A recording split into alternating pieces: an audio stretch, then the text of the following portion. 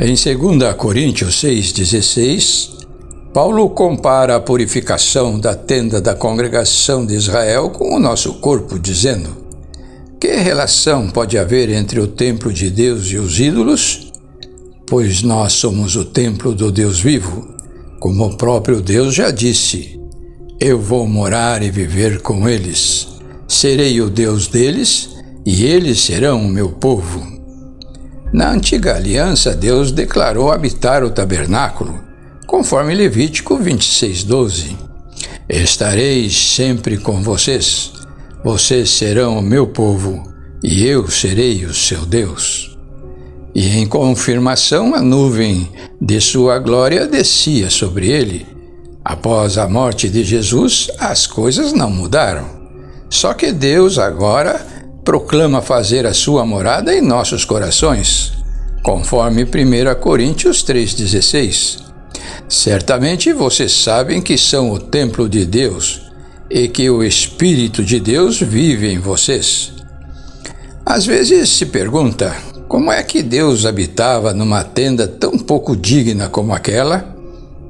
Nós, porém, achamos muito mais surpreendente ele morar em corações humanos. A experiência da chuva serôdia ainda futura será a mais admirável dos fatos espirituais. Agora, entretanto, tomemos cuidado. A nuvem de glória só descia no tabernáculo após tudo haver sido consagrado ao longo de uma cerimônia solene. Fora dessas condições, o tabernáculo não passava de um edifício sujo, coberto de areia, apesar de tudo o que possuía, sendo, portanto, incapaz de receber a glória de Deus.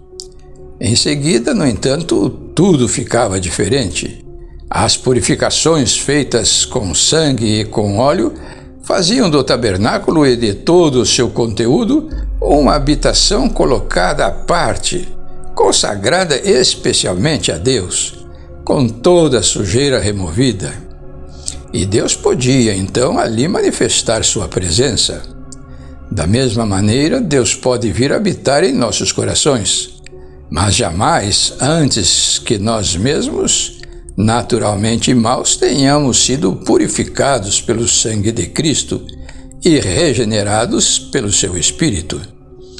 A exortação de Paulo, vós sois o templo de Deus, não se dirige a qualquer pessoa, mas somente àqueles que realmente passarem pela experiência do novo nascimento, daqueles que nasceram espiritualmente para o reino de Deus, fazendo do Altíssimo o seu lar, conforme Salmo 91, verso 9.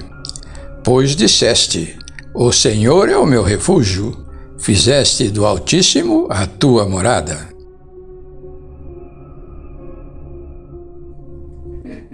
Bom dia, amigos do YouTube! Hoje vamos tirar algumas lições da tenda da congregação, que era um templo portátil onde os hebreus praticavam as imolações, ou seja, os sacrifícios de animais visando o perdão dos seus pecados. Isso faziam porque, depois da libertação do cativeiro egípcio, Deus demonstrou interesse em morar com eles, sendo, porém, impossível a convivência com os seus filhos enquanto eles tivessem algum tipo de compromisso ou cumplicidade com o mal. E como o povo de Israel vivia em tendas, Deus quis ele mesmo habitar numa tenda, para nela se encontrar com o seu povo, conforme Êxodo 25, verso 8. E me farão um santuário para que eu possa habitar no meio deles. Foi assim que o santuário foi construído para ser a morada terrestre de Jeová. E, desta forma, o Eterno se diferenciava das divindades pagãs, que eram fixas, manifestando-se como o Deus que podia acompanhar seus adoradores, viajar com eles por todos os lugares. Quando um pagão viajava, deixava o seu Deus para trás, mas quando Israel se deslocava na estrada, partia com o seu Deus. Esse é um sentimento que nós também devemos ter, só que a presença de Deus não tem mais um símbolo visível, como era a Shekinah, Hoje nós devemos viver pela fé, como afirma Paulo em Hebreus 10:38. Todavia, o meu justo viverá pela fé. A situação, contudo, permanece muito semelhante. Vou contar-lhes uma experiência pessoal, apenas para ilustrar o que eu estou afirmando, de como Deus viaja ainda hoje com os seus filhos. Eu vinha de minha propriedade rural, situada no interior de Goiás, para casa, no Lago Norte do Distrito Federal. Vinha só e estava a 50 quilômetros da cidade mais próxima, chamada Planaltina de Goiás, quando rebentou a mangueira do radiador. O motor esquentou e tive que encostar a caminhonete e seguir a pé. A noite já vinha perto e eu não conhecia ninguém naquela região pouco habitada. Uma carona, naquela hora, só por um milagre, porque além da estrada ser muito pouco transitada, ninguém se arriscava a viajar ao escurecer. Isso porque andar a pé à noite, no interior de Goiás, é realmente muito perigoso. Eu pensava em fazer uma oração quando avistei ao longe outra caminhonete que levantava poeira na direção de Planaltina. Eu pensei, puxa, o senhor bem poderia ter segurado aquela condução por alguns minutos para me levar.